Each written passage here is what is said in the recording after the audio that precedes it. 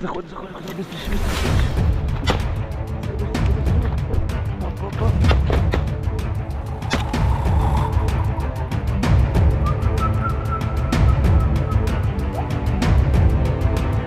Throughout the summer, Ukraine has struggled to mount a counteroffensive that could puncture defenses Russia had spent months erecting. Allies watched in frustration as the Ukrainian military used sophisticated weaponry from Western Europe and the United States to seemingly little effect. The Russians were dug in and, it seemed, going nowhere. But this week, the Ukrainians appeared to be showing signs of forward momentum in the Zaporizhzhia region. The village of Robotyne was liberated earlier this week. Since then, Ukrainian forces have advanced toward nearby Novoprokopivka and Verbove. The recent advance does not mean the counteroffensive can be deemed a success, far from it, in fact. The objective of reaching the Azov Sea is a distant one, and the Kremlin is no less determined to keep territory than Kyiv is to reclaim it. Still, the news from the front was better than it had been for weeks for Ukraine and its supporters. There have been some successes, acknowledged Ukrainian Deputy Defense Minister Hanna Maliar in a message posted to the Telegram messaging app. Weeks of slow going. Throughout the spring, Ukraine prepared for the counteroffensive with the help of the US and allies like Germany, France and the United Kingdom, which all supplied tanks and heavy armor, as well as training. But during those months, Russia fortified its positions, laying down mines across huge swaths of countryside and installing anti-tank barriers along the front. When the counteroffensive launched in June, Ukraine reported heavy losses, and little progress. Some officials at the Pentagon have reportedly been frustrated that the Ukrainians were not relying on the concept of combined arms operations, a complex coordination of infantry, artillery and armor, in which some soldiers had been trained. In response, the Ukrainians bristled at being micromanaged from afar. "You don't understand the nature of this conflict," one top Ukrainian general said.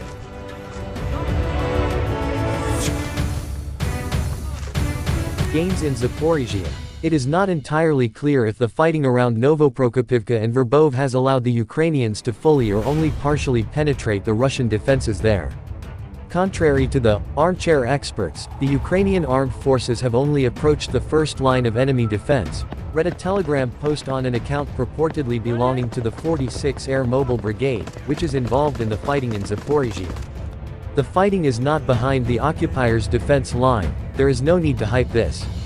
In Thursday's assessment of battlefield dynamics, the Institute for the Study of War confirmed that Ukrainian forces had made advances around Verbove but had failed to decisively rout the Russians there. What lies ahead? Along with Zaporizhzhia, Russia controls 3 regions in eastern Ukraine: Luhansk, Donetsk and Kherson. Those 4 territories were formally, and illegally, annexed by the Kremlin last year. Ukrainian President Volodymyr Zelensky has said he wants all the land Russia has seized, both in the current war, which began in 2022, and in an initial, more limited foray 8 years earlier.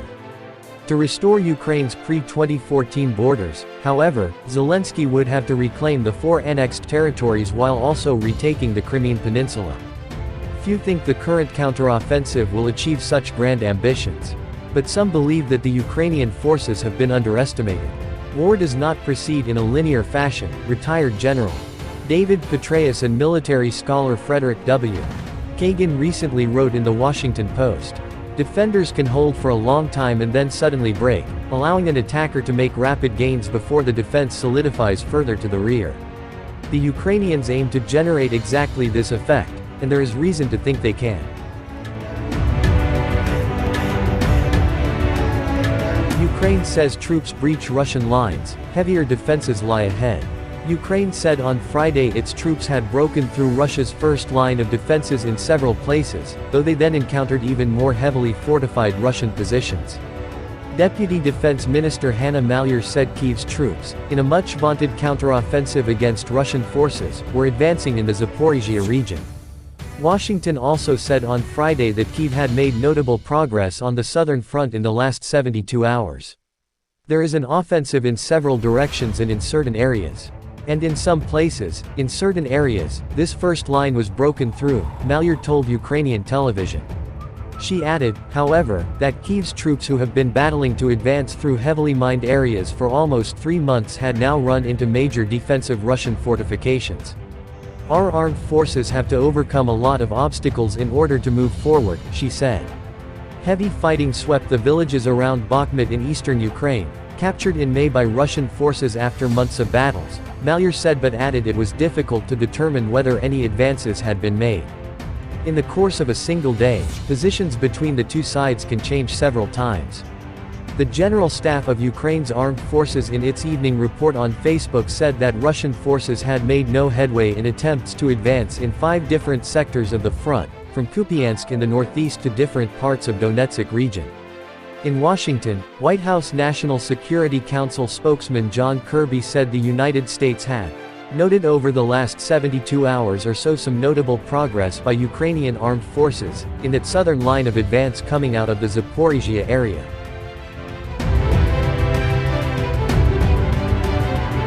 They have achieved some success against that second line of Russian defenses, Kirby said, adding it was up to Ukraine how to capitalize on that success.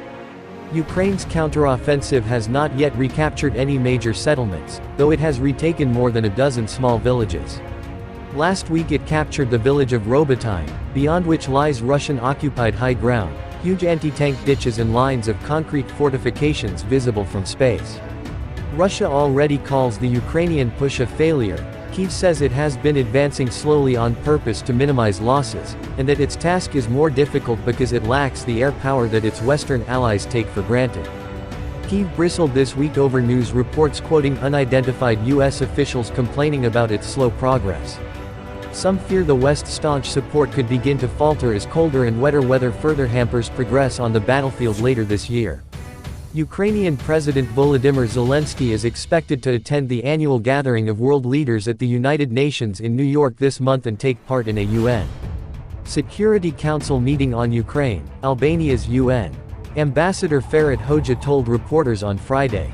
In an interview in Kyiv on Friday, senior presidential advisor Mikhailo Podolyak told Reuters that for now any negotiations with Russia would amount to a capitulation for both Ukraine and the democracies that support it. He said Ukraine's Western allies, who have poured in billions of dollars of weaponry to help the counteroffensive, understood there could be no kind of compromise with Moscow in the war. At the moment, the partners understand that this war will no longer end in a compromise solution, that is, either we destroy Russia's capabilities by military means, and to do this we need the appropriate tools, or this war with such level of aggression will continue for some time. The General Staff of Ukraine's armed forces reported on September 1 that Russia had lost 263,490 troops in Ukraine since the beginning of its full-scale invasion on February 24 last year. This number includes 470 casualties Russian forces suffered just over the past day,